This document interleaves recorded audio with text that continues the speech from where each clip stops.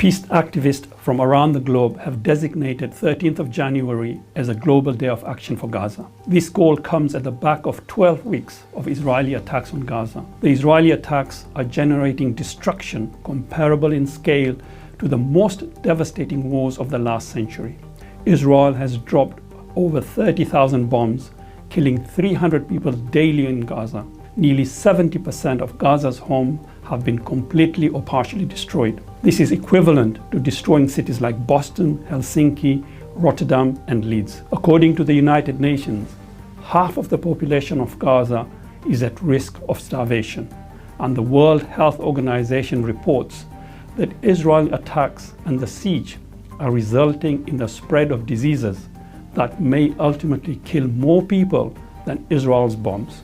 Further, Israel is continuing with its ongoing ethnic cleansing in the West Bank, the discrimination against Palestinians within Israel, and provocatively attacking targets in Syria and Lebanon.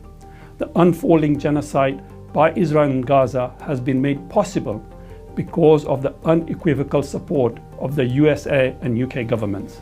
The US and UK governments have even blocked a UN Security Council resolution calling for a ceasefire. The last 3 months have shown the Nakba, the catastrophe, has never been over, and it is in its most acute manifestation of 1948 is returning much more aggressively. This is despite the slogans of never again, the Universal Declaration of Human Rights, international law, Geneva Convention, and UN resolution.